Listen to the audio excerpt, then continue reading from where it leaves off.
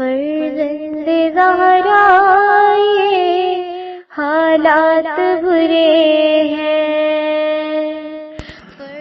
کاشانۂ بصیرت ایک ایسا مکمل یوٹیوب چینل جس پر محروم بصارت کے لیے بالخصوص اور تمام افراد کے لیے بالعموم سینکڑوں کی تعداد میں اسلامی کتب دستیاب ہیں۔ لہذا گزارش ہے کہ آپ اپنی ذمہ داری نبھاتے ہوئے کاشانۂ بصیرت کو سبسکرائب کرنے کے ساتھ ساتھ بیل آئیکن کو پریس کیجیے تاکہ آپ علم کے حصول کے ساتھ ساتھ مذہب اہل بیت کی اشاعت میں بھی اہم کردار ادا کرتے رہیں۔ کاشانۂ بصیرت، کاشانۂ بصیرت، کاشانۂ بصیرت۔ فرزند زہرا یہ حالات برے ہیں۔ بسم اللہ الرحمن الرحیم۔ السلام علیکم۔ یہ کتاب آپ کے لیے کاشانۂ بصیرت کی یوٹیوب چینل کی جانب سے ریکارڈ کی جا رہی ہے۔ نامی کتاب علی کی بیٹی، تالیف ڈاکٹر علی قائمی۔ اب ہم کتاب کا پارٹ نمبر 38 پڑھیں گے، باب نمبر 14، صفحہ نمبر 475۔ دربار یزید میں خطبہ ثانیہ زہرا سلام اللہ علیہ کا بقیہ حصہ۔ دربار یزید میں ثانیہ زہرا کے اس خطاب کے سلسلے میں اس خطبے کے تاثرات کو قلم بند کرنے سے پہلے ہم اس خطاب کے متعلق مندرجہ ذیل سطور میں جناب آغا حسن رضا غدیری صاحب کا مختصر سا تبصرہ نقل کرتے ہیں جو حقائق کی ترجمانی کرتا ہے۔ غدیری صاحب لکھتے ہیں، ثانیہ زہرا کے عظیم خطاب پر غور کرنے پر معلوم ہوتا ہے کہ اس معظمہ نے فصاحت و بلاغت اور معنی و بیان کے علوم و فنون کی عظمتوں کو قالب سخن میں ڈھال کر اسلوب بیان کی کتنی پاکیزہ مثال پیش کی ہے۔ زینب کبریٰ نے اپنے خطبے میں حقائق کے اظہار کا جو انقلاب آفرین انداز اختیار کیا، اس کی نظیر کہیں بھی نہیں ملتی، اور حق و حقیقت کی ترجمانی کرتے ہوئے فطرت کی رعنائیوں کو آزادی و حریت کے تحفظ سے ہم آہنگ کر کے جرأت بیان کا جو مقدس نمونہ پیش کیا، وہ ہر صاحب فکر و دانش کے لیے قابل تقلید ہے۔ سیدہ زینب نے اپنے مقدس بیان کی روشنی میں دنیائے انسانیت کو حقائق کے اظہار کا طریقہ، فطری حقوق کی تحفظ کا سلیقہ اور حقیقت و عقیدت کے امتزاج کا ڈھنگ سکھایا۔ سیدہ زینب نے بتلایا کہ ظالم و ستمگر کے سامنے کلمہ حق کس طرح کہا جاتا ہے، اور زبان و بیان کی قوت کو شمشیر و سنہ سے زیادہ تیز اثر دے کر کس طرح لوگوں کے دلوں میں اترا جاتا ہے۔ علی کی بیٹی نے اپنے خطبے میں طاقت کے بل بوتے پر مظلوم انسانوں کا استحصال کرنے والوں کے خلاف قیام کرنے کے آداب سکھائے۔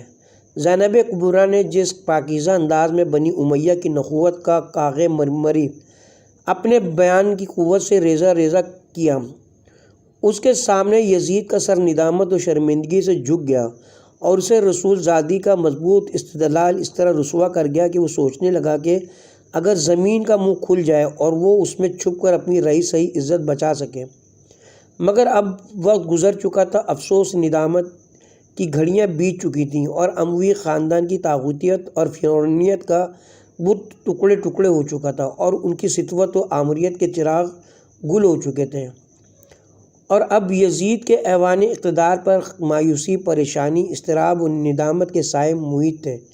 زینب کبریٰ کے تاریخی خطبے کی انقلاب آفریں تاثیر رہتی دنیا تک بنی ہاشم کی شجاعت کا پرچم سر بلند رکھے گی، اور فطرت کی رعنائیوں اور زیبائیوں کی نورانیت کے مشتاق علی کی صاحبزادی کے عصمت شعار خطاب کی روشنی میں شعور نظر، شعار حقیقت، احساس عظمت، قوت ارادہ، حسن اخلاق اور قصب کمال کی نعمتوں سے بہرہ ہوتے رہیں گے۔ سیدہ زینب کے حقیقت شعار خطبے سے ہر دور میں ظالم و ستمگر حکمرانوں کے ایوان اقتدار لرزتے رہیں گے، اور مالی طاقت کے بل بوتے پر انسانیت کا خون کرنے والے طاغوت علی کی صاحبزادی کے تاریخی خطبے کی انقلاب آفرینی سے بچ نہ سکیں گے۔ اور جب بھی کربلا کے خونین واقعے کا تذکرہ ہوگا تو زینب کے خطبوں کی یاد تازہ ہو جائے گی۔ کتاب حیات الامام حسین، جلد نمبر 3، صفحہ نمبر 381۔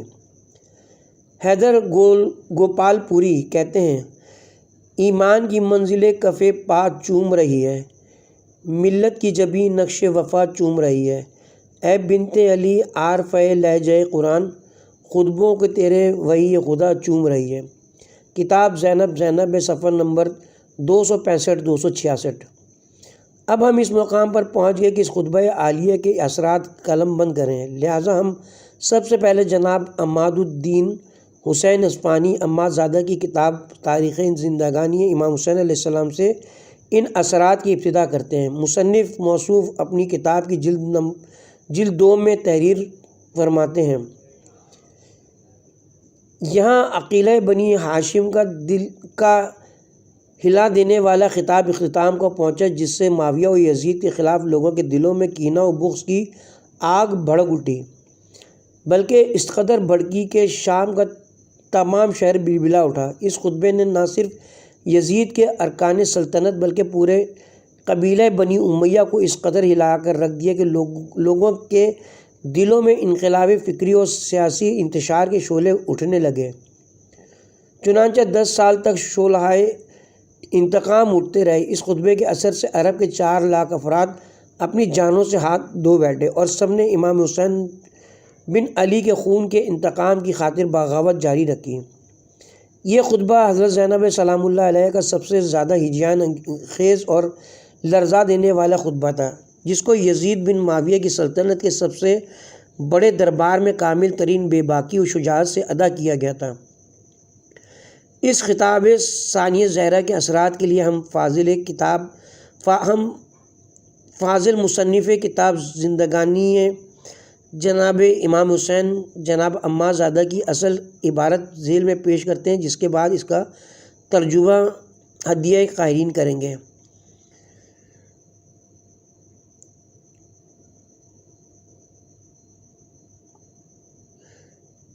انسان پر اللہ تعالیٰ کی عنایات میں سے ایک زور بیان اور قدرت کلام ہے۔ حضرت آدم کی پیدائش کے بعد دنیا میں قوت بیان اللہ تعالیٰ کی سب سے بڑی عنایت ہے۔ بعض لوگ قوت بیان کو وجود انسان اور اس کے علم کے بعد قرار دیتے ہیں، قرآن مجید میں باب رحمت و شفقت کے کھلنے کے بعد تعلیم قرآن کی بات درمیان میں آئی اور خلقت انسان کو علم و دانش کے ساتھ متصل کیا، اور ہدف اصلی و دریائے سعادت و کامیابی کے ساحل تک رسائی کے لیے بیان و نطق و خطابت کو درمیان میں لایا گیا۔ قرآن مجید کی آیت شریفہ کے متعلق سے یہ نتیجہ نکلتا ہے کہ تحصیل علم اور اس کا بیان انسان کی روحانی زندگی کی توفیقات میں بلند ترین مقام ہے۔ نیز قوت بیانی سے تمام مشکلات پر قابو پایا جا سکتا ہے۔ تمام ماہرین خطاب و بیان اس بات پر بالکل متفق ہے، عالم بشریت میں فن تقریر و ادب کی مہارت تامہ، بلکہ اس دنیا کی کامل حکمرانی بنی ہاشم میں خصوصیت کے ساتھ خاندان عطرت و طہارت یعنی اہل بیت رسول اکرم کو ہر لحاظ سے حاصل ہے۔ ان حضرات نے شعبۂ زندگی یعنی خطابت و بیان کی دنیا کو ایسے بلند مقام تک پہنچا دیا جہاں کسی کو دسترس حاصل نہیں۔ یہ حضرات حروف و معانی کے فرما رواں ہیں، کلمات و الفاظ بستہ غلاموں کی طرح کھڑے اور ان بے نظیر فصیح و بلیغ حضرات کے زیر فرمان ہیں۔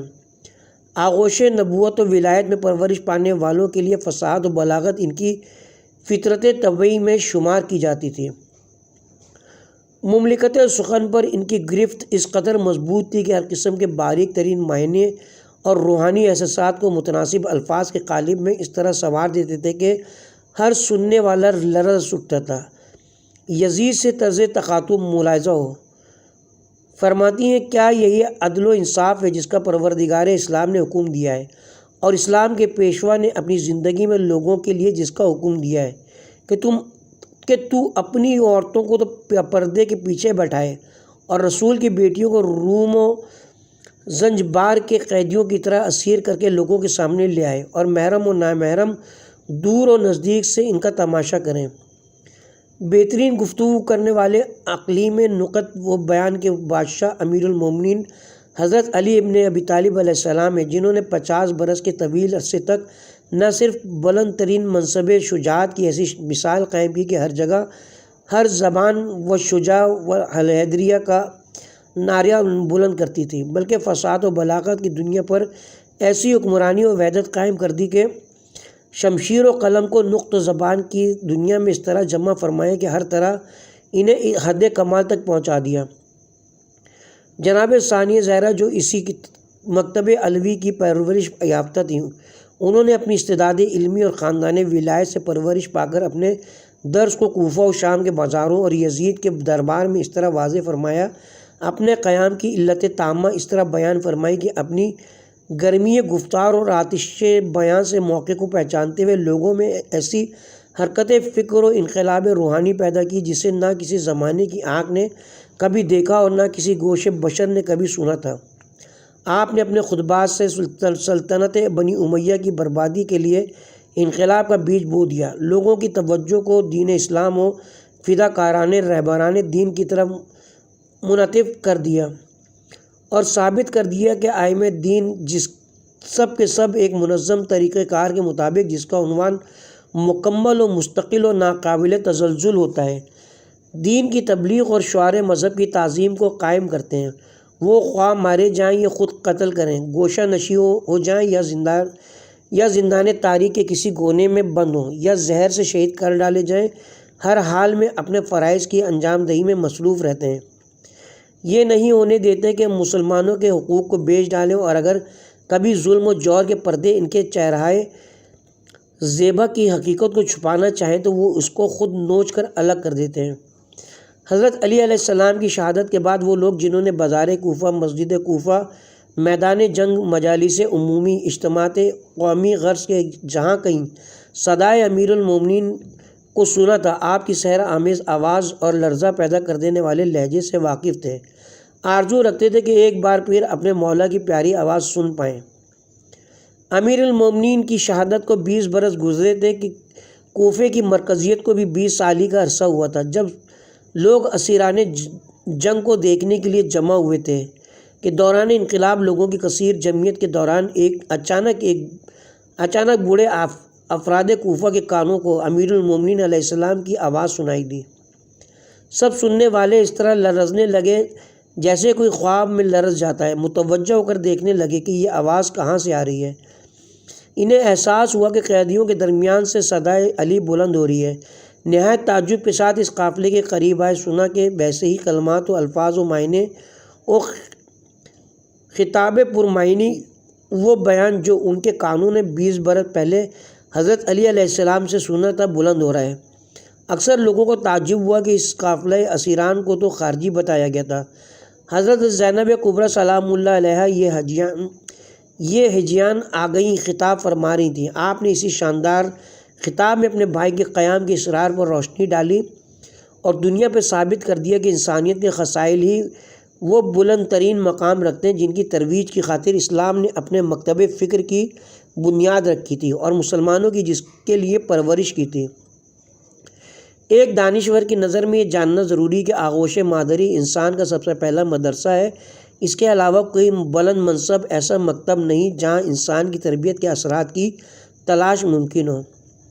خطابت و فصاحت کلام کی یہ قدرت و قوت صرف دختر علی علیہ السلام سے ہی ظاہر نہیں ہوئی، بلکہ مکتب ولایت کی تربیت یافتہ ہستیوں نے یکے بعد دیگرے ایسے ہی خطاب فرمایا۔ تاہم اسی اثنا میں سب سے زیادہ تعجب و حیرت حضرت علی علیہ السلام کی بڑی صاحبزادی کے کلام سے پیدا ہوئی، جنہوں نے کئی روز سے امام حسین علیہ السلام کی مبارک آواز نہیں سنی تھی۔ ان کے عظیم بھائی کا فرح بخش اور جان پرور لہجہ ان کے قلب و جگر تک نہیں پہنچا تھا کہ اچانک امیر المومنین حضرت علی علیہ السلام کی صاحبزادیوں کے آتشی خطابات کے بعد امام حسین علیہ السلام کی آواز فداکار بہن کے کان میں آئی، جو فرما رہے تھے، کیا تو نے یہ سمجھ لیا ہے کہ اصحاب کہف و رقیم ہماری تعجب انگیز نشانیوں میں سے تھے؟ سورہ کہف آیت نمبر 9۔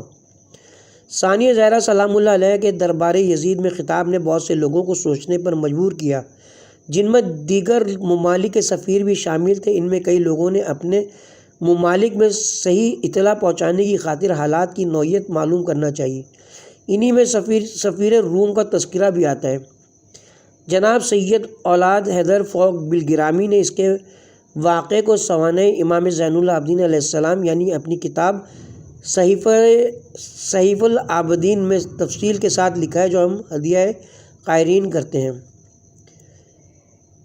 یزید کے دربار میں جہاں اور ممالک کے سفیر حاضر تھے، وہاں سلطنت روم کا سفیر بھی موجود تھا۔ اس نے یزید سے مخاطب ہو کر کے پوچھا یہ سر جو تشت طلا میں رکھا ہے کس کا ہے؟ یزید نے پہلے تو اسے یہ کہہ کر ٹال دینا چاہا کہ تجھے اس سے کیا غرض، کسی کا سر ہو۔ سفیر روم نے کہا بات یہ کہ جب میں اپنے بادشاہ کی خدمت میں جاتا ہوں تو وہ ذرہ ذرہ تمام حالات مجھ سے پوچھتا ہے، اس وجہ سے میں دریافت کرتا ہوں کہ اس سر بریدہ کی حقیقت حال سے مجھے مطلع فرمائیے۔ یزید نے کہا یہ سر امام حسین کا ہے۔ پھر اس نے پوچھا کہ ان کی ماں کا کیا نام ہے؟ اس نے کہا فاطمہ علیہ السلام۔ اس سفیر نصرانی نے پوچھا کہ وہی فاطمہ جو تمہارے رسول کی صاحبزادی ہے؟ یزید نے کہا ہاں۔ اس نے کہا افسوس ہے تجھ پر اور تیرے دین پر، میرا مذہب اور تیرا ایک نہیں ہو سکتا۔ مجھ کو دیکھو کہ میرا نسب حضرت داؤد علیہ السلام پر تمام ہوتا ہے، مجھ سے لے کر جناب داؤد علیہ السلام تک بہت سی پشتوں کا شمار ہوتا ہے، لیکن تاہم یہود اور نصارہ آج تک میرے قدم کی خاک کو تبرک سمجھ کر اپنی آنکھوں سے لگاتے ہیں، اور تم ایسے بزرگوار کو جو تمہارے نبی صلی اللہ علیہ وآلہ وسلم سے نسب میں صرف ایک پشت سے جا ملتا ہے قتل کرتے ہو۔ اب تو مجھ سے اس واقعے کو ایسی تفتیش سے پوچھنے کا اصلی باعث کان لگا کر سن لے۔ یزید نے کہا اچھا بیان کر۔ اس نے کہا مجھ کو ایک بار بحر عمان کا سفر درپیش ہوا اور میں ملک چین کے ایک جزیرے میں گیا۔ اس جزیرے میں ایک بہت بڑا شہر آباد ہے جہاں سے کافور، عنبر اور یاقوت احمر لاتے ہیں اور اسی سرزمین سے عود بھی لاتے ہیں۔ اس شہر میں بہت سے عیسائیوں کے معبد ہیں اور انہی میں سے ایک عبادت خانے کا نام کنیسہ حاضر ہے۔ اس عبادت خانے میں ایک یاقوت سرخ کا ظرف چھت سے لٹکا ہوا ہے اور اس ظرف میں ایک سم رکھا ہوا ہے۔ کہا جاتا ہے کہ حضرت عیسیٰ علیہ السلام کے گدھے کا سم ہے۔ ہر سال ہزاروں عیسائی اس کی زیارت کو آتے ہیں اور نہایت خلوص و اعتقاد سے اس کی تعظیم و تکریم کرتے ہیں اور اپنی حاجتیں طلب کرتے ہیں۔ اور ایک تم لوگ ہو کہ اپنے پیغمبر صلی اللہ علیہ وسلم کی فرزند کو قتل کرتے ہو۔ خدا سبحانہ و تعالیٰ تمہارے اور تمہاری دینی امور میں کبھی برکت نازل نہ فرمائے۔ یزید یہ تقریر سن کر آگ ہو گیا اور اس نے فوراً حکم دیا کہ اس مرد نصرانی کی گردن ماری جائے۔ جب اس کو اپنے قتل کیے جانے کی خبر معلوم ہوئی تو اس نے یزید کو مخاطب کر کے کہا سبحان اللہ، ایک دوسرا امر عجیب مجھ پر ظاہر ہوا، اس کو بھی سن لے۔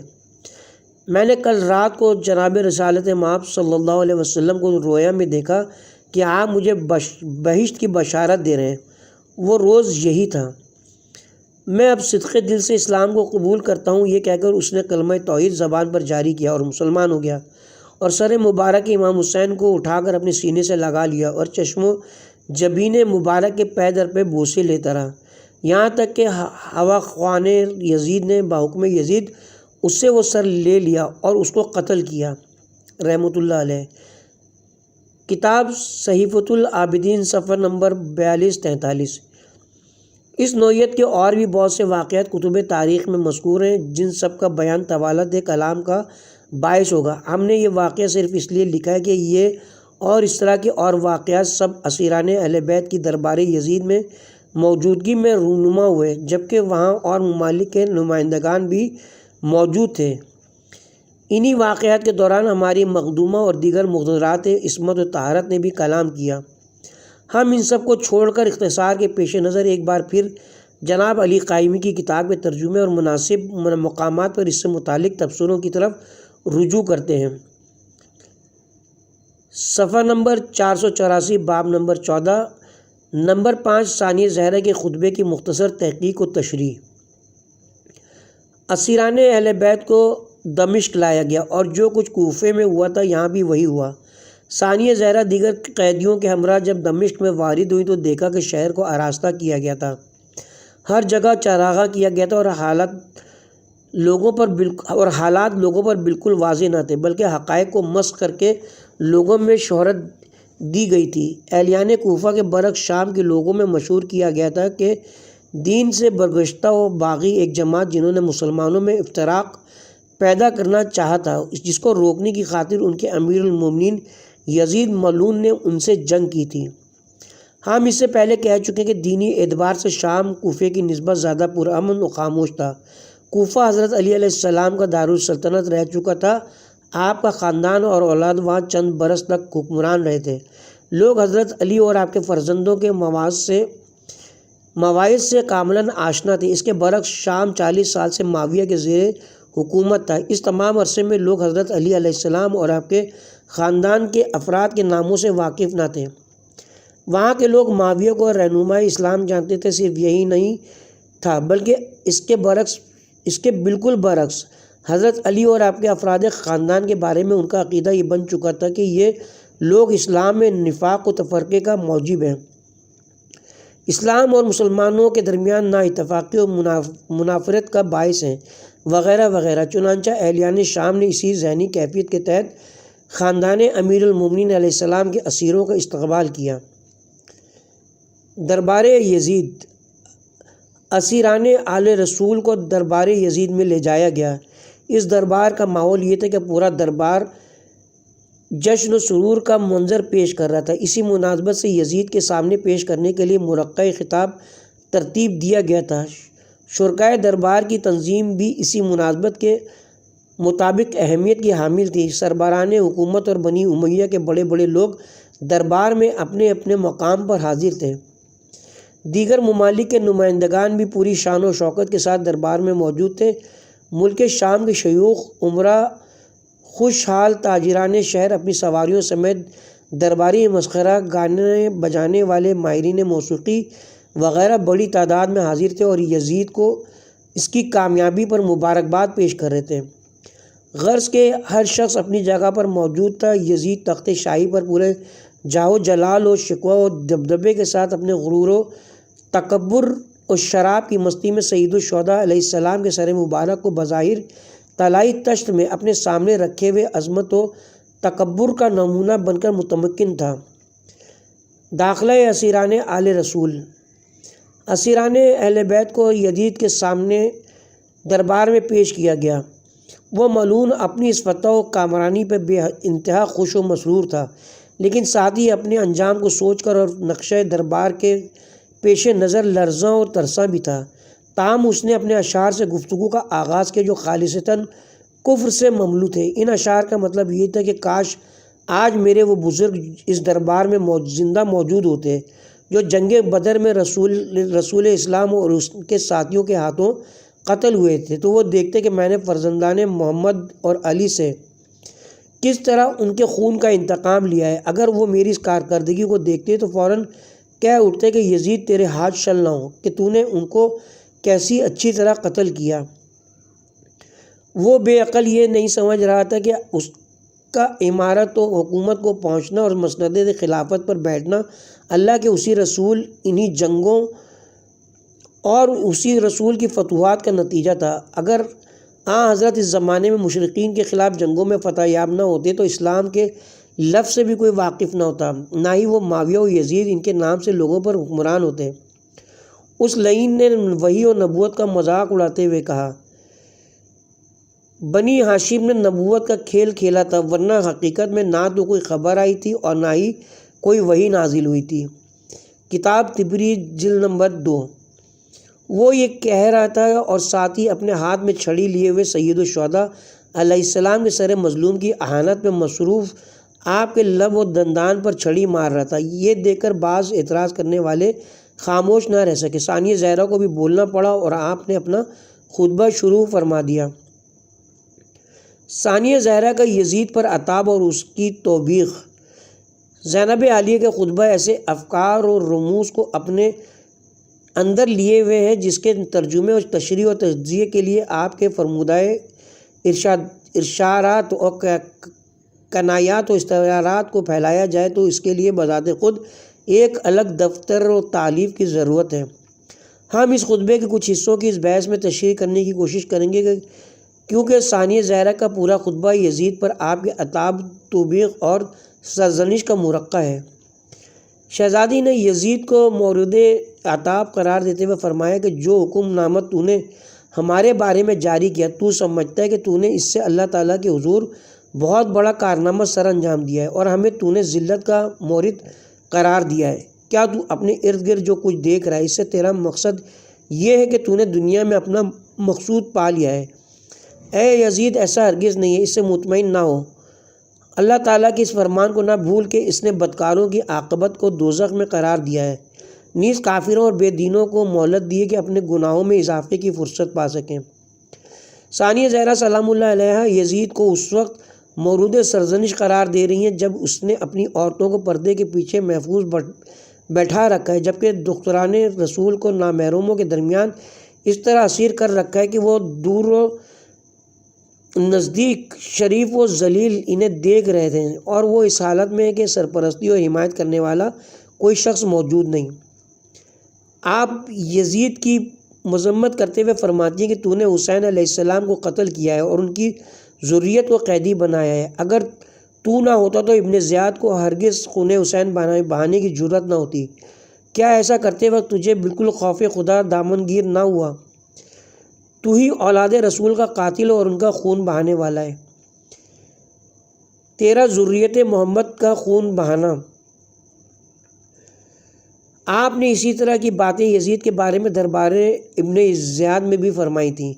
یزید کی ذلت و شکست۔ ہم نے سابقہ مباحث میں زینب عالیہ سلام اللہ علیہا کو خاتون بشکن قرار دیا ہے۔ ہم دربار یزید میں بہت اچھی طرح اس کیفیت کا نظارہ کرتے ہیں۔ یزید الیاس بن مفر کی بیوی خندف کو، جو اجداد قریش میں ایک عقلمند عورت تھی، اپنی کئی نسل پہلے کی دادی قرار دیتا تھا۔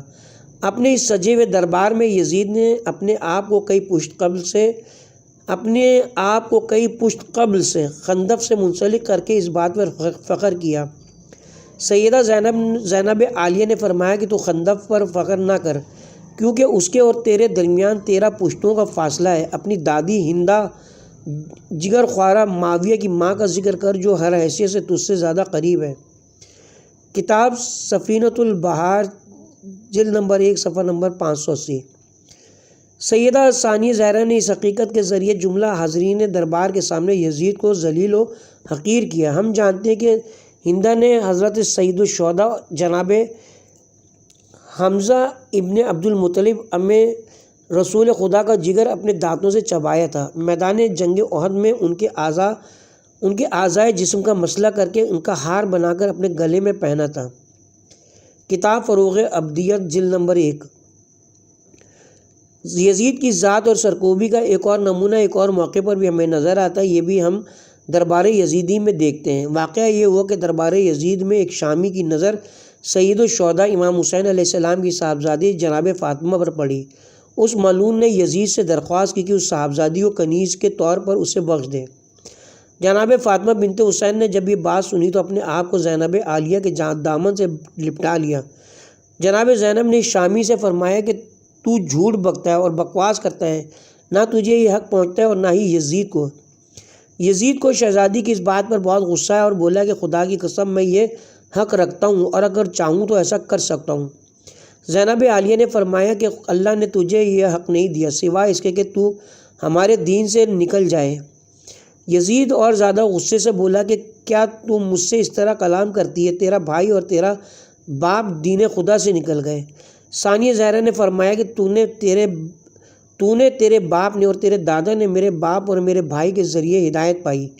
یزید نے زینب عالیہ کو جھڑک کر کہا، اے دشمن خدا، تو جھوٹ کہتی ہے۔ بی بی نے فرمایا کہ تو اس وقت اپنی عمارت اور بادشاہی پر نازا ہے، اس لیے دشنام ترازی کرتا ہے۔ یہ سن کر یزید شرمندہ ہوا۔ کتاب الکامل جلد نمبر 4 صفحہ نمبر 86۔ اور جب اس ملعون شامی نے اپنی درخواست کو دہرایا تو یزید نے بڑے شدید غصے سے اس کو جھڑک دیا اور کہا کہ خاموش ہو جا، خدا تجھے موت دے کہ تو ہماری ذلت کا باعث بنائے۔ تنبیہ یزید۔ ثانیہ زہرا اپنے خطاب میں یزید کو خبردار کرتی ہیں اور اس سے فرماتی ہیں، اے یزید، تو نے اپنے اس ظلم سے خود اپنی ذہنیت کو بے نقاب کر لیا ہے۔ بہت جلد اپنے پروردگار کے تحت رسول اکرم صلی اللہ علیہ وسلم کے سامنے وارد ہو کر تجھے اس خون کے لیے جواب دہی کرنا ہوگی جو ان کی اولاد کا تو نے بہایا ہے۔ تیرے لیے یہی کافی کہ قیامت کے دن تو خداوند متعال کے دربار میں جو قاضی عادل ہے، رسول خدا کی طرف سے دائر کردہ دعوے کے لیے جواب دہ ہوگا، جہاں جبریل امین ان کے پشت پناہ ہوں گے۔ اگر تو نے ہمارے قتل و اسیری کو اپنے لیے غنیمت و بہتر جانا ہے تو تجھے جاننا چاہیے کہ تو اس بارے میں بہت بڑے وبال کا شکار ہوگا، اور یہ اس دن ہوگا جب کسی شخص کے پاس اس کے علاوہ کچھ نہ ہوگا جو اس نے پہلے سے اپنے لیے جمع کر رکھا ہوگا۔